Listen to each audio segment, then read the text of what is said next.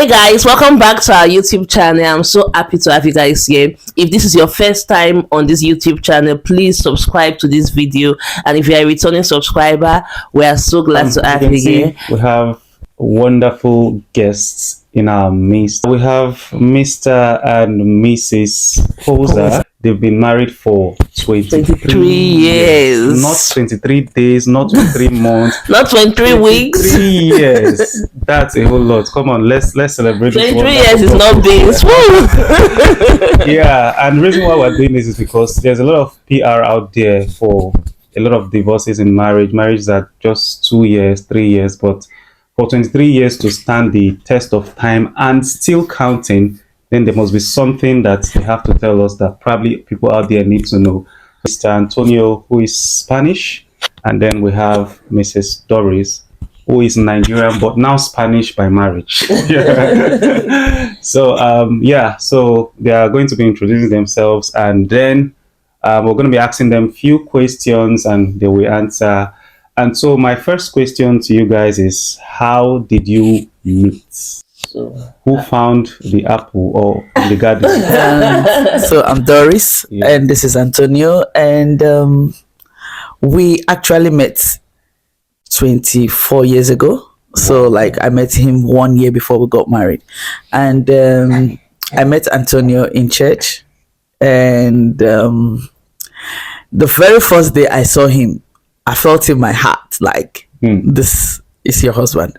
I don't know, but of course I was like, no, I couldn't believe it. I was like, no, can't be, And after that first encounter, I felt, wow, why am I having this feeling? But I didn't do anything about it. Yeah. And we were in the same youth group, and he used to come in and he would say hello to me. He would, when I come into the meeting, he would stand up and move the chair for me to sit down. He was just doing all those things, but he hadn't even spoken to me or anything. Wow. And one day he now asked a friend about me, and the friend told him I was single because he used to see me with somebody else. So he thought I was maybe in a relationship with someone. But actually that person was my interpreter, because I just moved to Spain and I was learning the language. So that person was actually interpreting for me always in church. So he thought I was dating the person. Yeah. And that was in Spain. That was in Spain. I met Antonio in Spain. Okay. So when that person told him, his friend told him that no, that's not her partner or anything. He's just interpreting for her always. So I think that gave him the courage to know that, okay, I'm available. And one day we had one of our colleagues had a meeting at home, like a birthday, I think. Yeah, and we went there from the youth group. And while we were there, he now said, I was leaving. He said, can I go with you? Can I see you off? I said, okay, that's fine. That was the first day he ever spoke to me. He said, can I see you off? And I said, okay, that's fine. Until today, he's still seeing you off. Yeah. So we got into the train, and he got into the train with me. And while we were in the train, he now said he wants to tell me something. I said, yeah. He now said, I would like to marry you, and I would like you to be the mother of my children. Straight to the point. I'm like, straight to the point. He just said, I would like to marry you. I want you to be the mother of my children. And I'm like, you don't know me and I don't know you. Do you understand? And I now remember that feeling I had the first day I saw him, that said, like, this is your husband. Yeah, so I was like, no, he said I should pray about it. Because I was like, no, it can't be. He said I should pray about it. So I went home, I told my mom, and I was like, look at what happened. I told my sisters, they were like, what is this? Somebody that doesn't even know you. So I didn't take it importantly. I felt it was just, those things that men do say. Yeah. And I know I had told God earlier on, when I was in my early 20s, I had said, if nobody should ever ask me for marriage except the person that is actually my husband, because I didn't want a situation where I had to choose. So I had made that like pact with God a long time ago, a very, very long time. So when it now happened, I was like, could it be this? Because like this one, but like this just went so fast, you know. Yeah. So my husband told me to pray about it. I actually did not pray about it. After you already had that conviction. Yeah, because I felt no, I also felt it can be real also, you know. So I didn't really pray about it. So after some time he kept asking me, am I praying about it? He said he has prayed about it. He knows that this is what God is telling him. So I now said, okay, let me just pray. So I started seeking the face of the Lord. I just brought my own reasons before God why it should not be. That's how I just went about it. Like I said, it can't be because of this, because of this, because of this. And for each of the reasons I was giving God, I got a scripture telling me, like, you know, like kind of counterbalancing that reason. Like, no, it can't. Your reasons don't stand. Then I said, well, let your will be done. Let your will be done. It's not about me, but let your will be done. And if it is the person you have for me, put love for him in my heart, because I really did not know him, so I don't love him, isn't it? Yeah. Yeah. So I said, if this is the person you have for me, put love for him in my heart. And actually, I now started seeing him in a different light. I started liking him, and that's how love developed.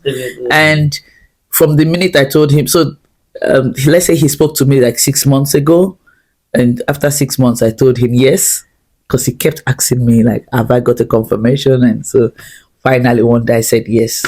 And then from that we now started planning for the wedding, which was like 6 months later. So yeah, so that's why I said really good to I knew know. him like 1 year before I got married. I think the first point I'm going to be picking from how you guys made this, the foundation of how everything started was just based on God, because from everything you've said, you're always making reference to asking you to pray, having conviction in the Holy Spirit and everything. So let's say the foundation of everything started with God. Yeah. Pues yo la conocí a Dory, a mi esposa, hace como 25 años más o menos, y la conocí en la iglesia, y allí empezamos a hablar y a salir, y fue un poquito muy difícil porque había problemas con su madre, que no quería que yo estuviese con ella, y no sé, su ese.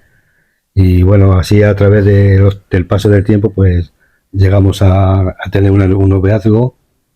Al final pusimos una fecha para casarnos, y hace el 13 de octubre va a ser 23 años que estamos casados.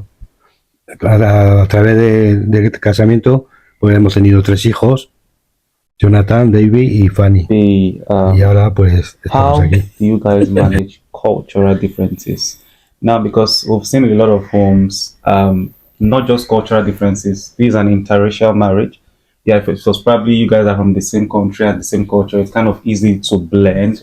And yeah, I know you to be not just a Nigerian, but a River State woman. And then I don't know what part of Spanish he is from, but I know that they have their own culture and the rest. So how did you blend with this culture? How did you manage that? Like for 3 years, like being in a marriage that is interracial, wow. It has its ups and downs. I wouldn't lie you, it does, because there are certain things that I didn't understand from his culture, and there are certain things he didn't understand from my culture, or just from my way of thinking or my way of behaving. You know, there are things that like are different. So one of the first things that I observed, and we spoke about this even before marriage, was that for Antonio it was all about me. So it was me. So he didn't understand like that he had to carry along my siblings, or carry along my family, or carry along my mom, my parents. No, he didn't understand why that was necessary in a relationship. He only felt like, I love you, I want to marry you, and it's just you alone, you know. So I had to like tell him before we got married that, oh, in the African culture, it's not just the woman you're marrying. You know, you have to understand that she has a family, carry her family along. When I mean carry her family, it's not that they'll come and live with you, but at least you have to give her parents that honor, that reverence, that accommodation, that that ear that they might need, or that hand that they might need from you. So I just had to make him know that it's not just about me in my culture. In Africa, Yeah. when you're marrying someone, you're Marrying the whole family. Exactly. So I had to, my husband did not understand that. He was like, oh wow, why, so in his case they are very individualistic. It's just my husband.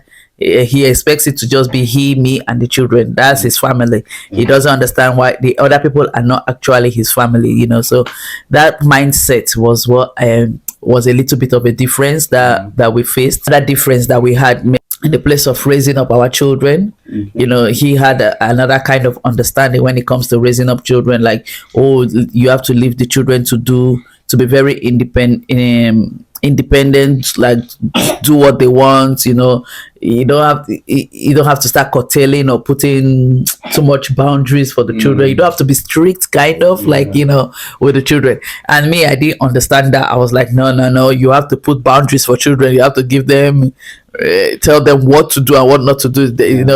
They are not the parents in the home, like that kind of thing. So those kind of differences, was what like we encountered as a couple, but we learned to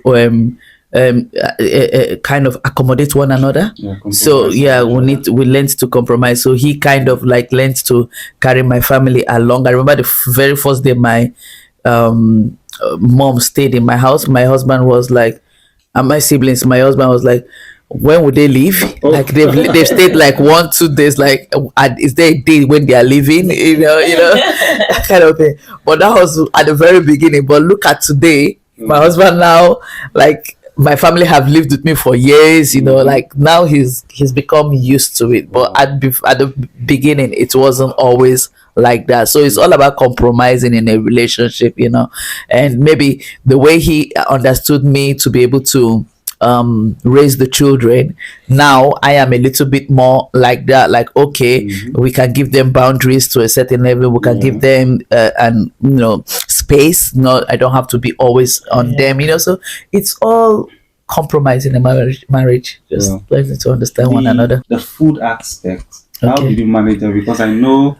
Is it that when you were back home in Nigeria, you used to like Spanish food? Does it No. How do you guys blend? Okay, that? so the food aspect. The thing is, because I was living in Spain, I had to blend in quickly. I had to do with what was there. So I had to make use of the Spanish food that was there. So Spain is not like England where you can have access to a lot of Nigerian food. So you don't have that access there like that. So I had to blend with what was there. Now the thing is, how did I now start introducing my own country food to him? That was now an issue. So what happened was, when we're going out, I remember I made okra soup or something like that for my husband to come and eat in my mom's house. When he came, he ate it, but he was very uncomfortable eating it. I could see that he was uncomfortable, and he did it just because of me. And later on, he told me, I didn't really like that thing. It's so slimy and everything. But when we gave him egusi soup another time, he liked egusi soup because it was not that slimy. So, and then he doesn't eat pepper, but our food are spicy. So he tried eating a little bit of spice, but not so much. But at least now he can eat a bit of spice, you understand? So it's just a thing of, when you love somebody, kind of, you try to, do certain things just to show that I love you, and just to show that I can be able to compromise a bit just to accommodate you, to be very much accommodative. So with the food aspects, we're not doing any badly. We're not doing any badly. At least he likes jollof rice. Bueno, yo la verdad es que me adapto enseguida a cualquier cultura, porque no sé, no sé cómo explicarlo, pero bueno, en el tema de la comida, por ejemplo, al principio me chocaba muchos alimentos que comen ellos con las manos, y bueno, como no estoy acostumbrado a comer con la mano, pues me resultaba muy extraño. Digo, ¿por qué no usan un tenedor o una cuchara? Y cuando yo comía, por ejemplo, la salsa, yo usaba siempre un tenedor para comerlo, porque no estaba acostumbrado a comer con las manos. Bueno, además, pues para mí, no sé, todo un poquito diferente, relacionado a mi vida porque no sé cómo explicarlo. Me gustaba la vestidura, las ropas, cuando se ponía el traje de Nigeria, pues a mí me gustaba verla así porque, no sé, era muy diferente a las ropas que usamos nosotros.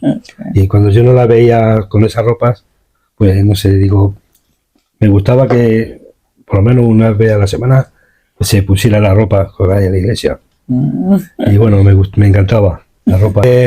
Sí me chocó mucho, era cuando había algún evento, alguna fiesta o algo, que me decían que me vistiese yo también.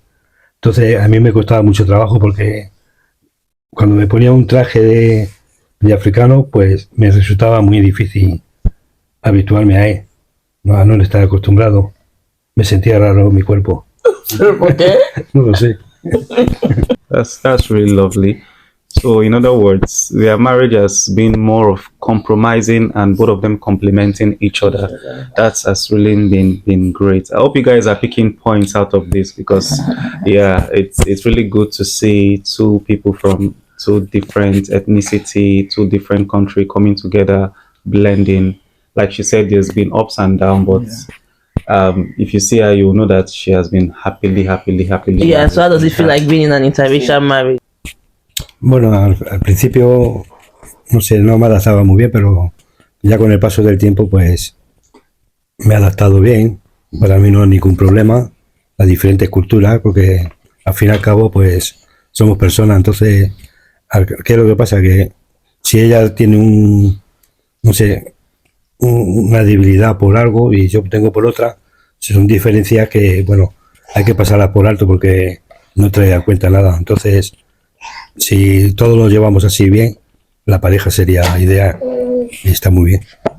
Lovely, that was amazing. Yeah. So, our next question now will be: what is your advice for young couples, young marriages? Mi consejo sería, pues, no sé, que se escuchen el uno al otro, que cambien sus opiniones, que se pongan de acuerdo y para que la pareja funcione bien y el matrimonio pues sea un éxito en la vida.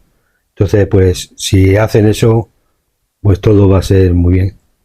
Entonces, pues, adelante. For me, I think that listening together is a nutshell, because when you listen together, you're kind of communicating. So communication is very important, but listening is an active part of communication, because communication is you're just talking, and what if the other person is not listening?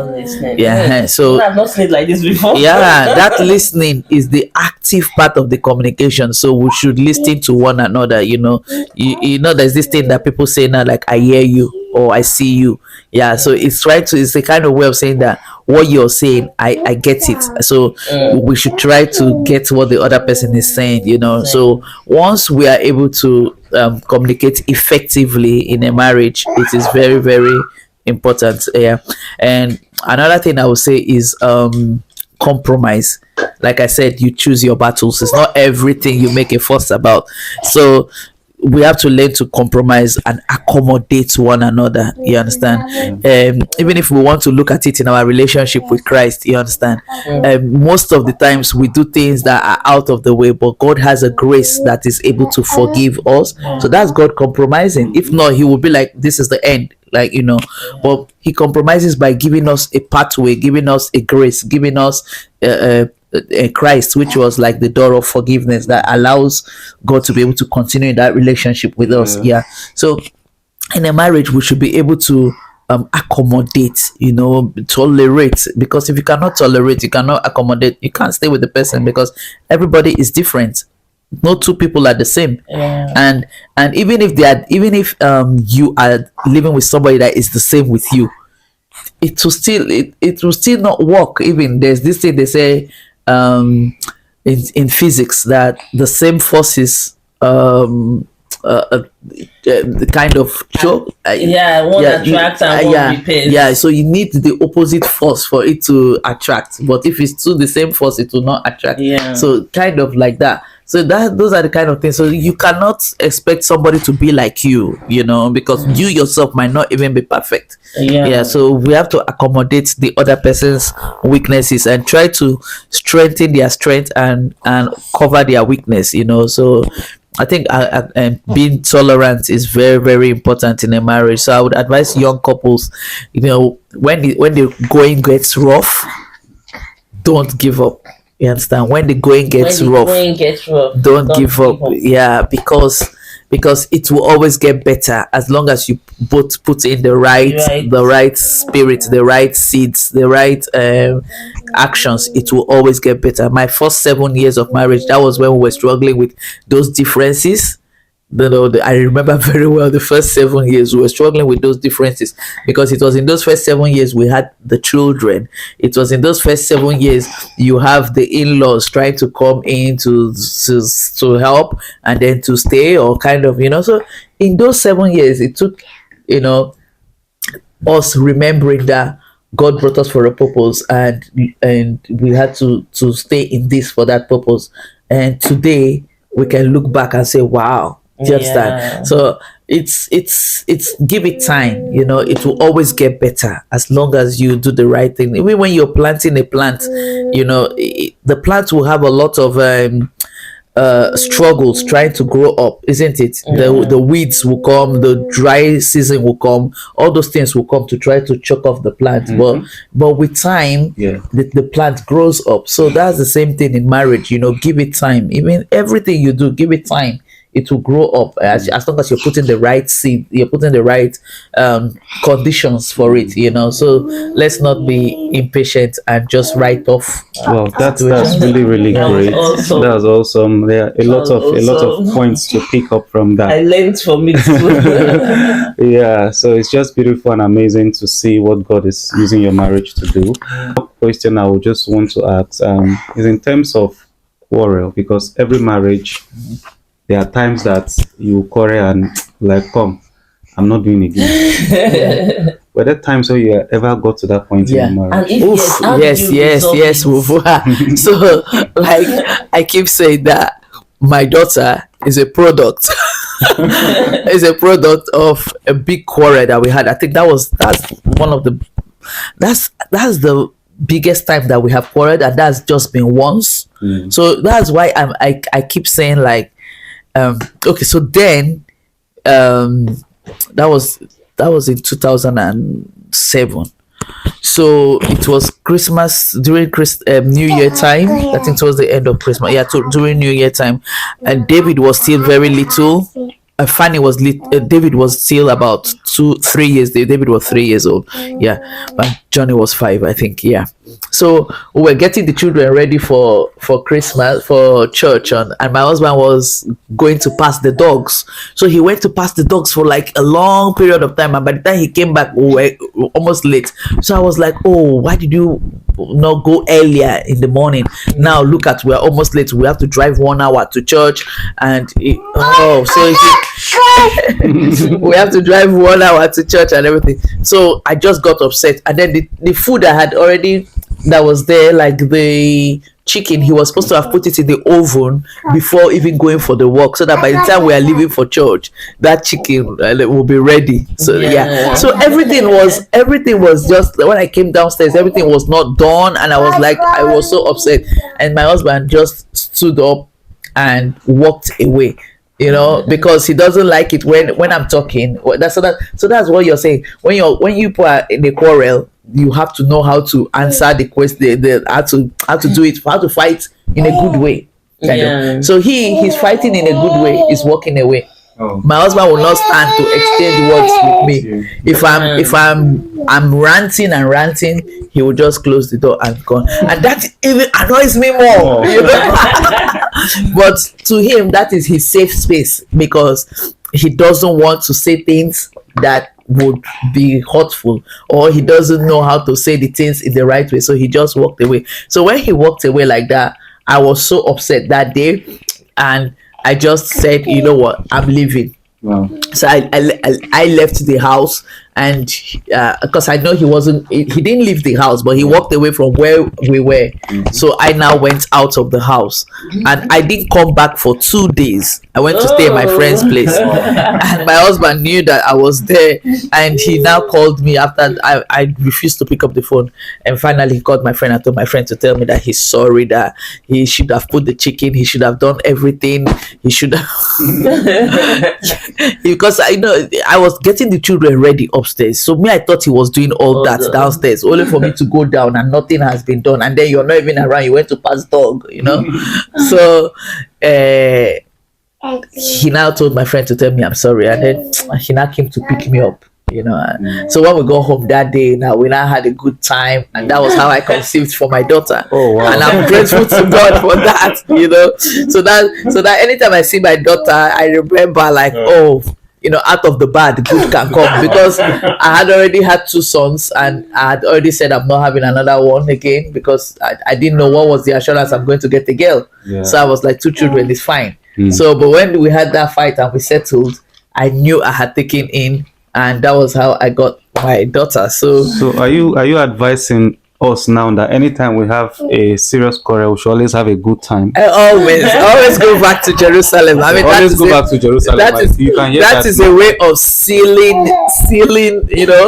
That's a way of sealing the union.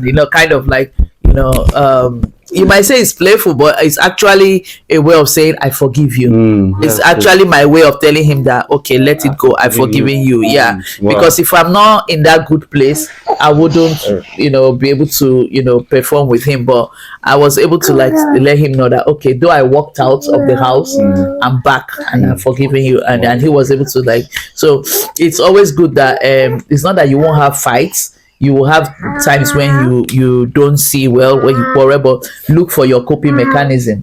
Like if you know your husband is the type that he doesn't like you to walk out on him, he likes you to sit down and talk the thing with him, then make out time to talk. If you think that he's the type that he doesn't like bringing up issues again, if he likes it that when the thing has happened, don't go back and say and this thing again. So don't keep bringing back issues.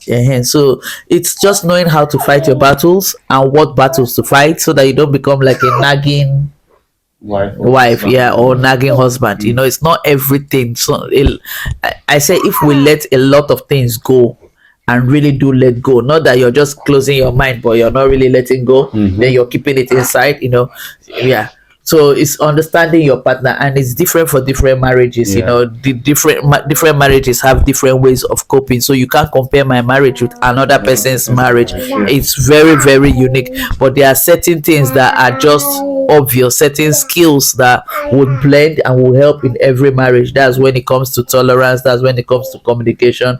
That's when it comes to compromising. Those skills will help in your marriage. But you cannot compare 2 marriages, because the 2 people are different from the other 2 people. So even when you have your fights, learn to know the way you guys fight in a good way, and learn to know the way you guys resolve your issues. It's not that there will not be issues. There will always be, but it's learning to resolve it. And for those of us that have children, I would advise do not do those things in front of your children. If you want to argue about something, there's a time when you're in your room or when the children are in school that people can talk about those things, or even just go out, maybe go have a drink and talk about it outside, and it doesn't have to be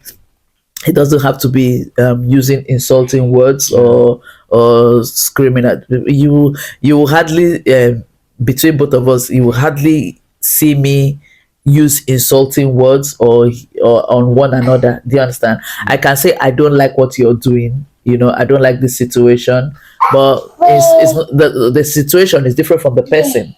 So you shouldn't be insulting the person, but you should speak against the situation. So it's also having that respect for one another. That respect is also good. Thank you so much, Mr. and Mrs. Posa. Yeah, this is an I've learned a lot today. The situation is different from the person. Yeah. So guys, we've learned a lot of points and a lot of things from this amazing couple here that is currently 23 years and still counting. Wow, yeah. Wow. So that's really amazing. What a good way to celebrate their wedding anniversary. Yeah. So thank you guys for sticking to this video. I hope you learned a lot. I personally learned a lot. Same here. Yeah, I personally learned a lot, and looking forward, I know I'll be celebrating 23 years and more also with my wife also. All right guys, so thank you for watching today's video. If you have any question, any comments, comment below. All right, see you in our next video, and wish them a happy wedding anniversary. The anniversary is tomorrow, so wish them happy anniversary. Yeah. Bye. Thank you.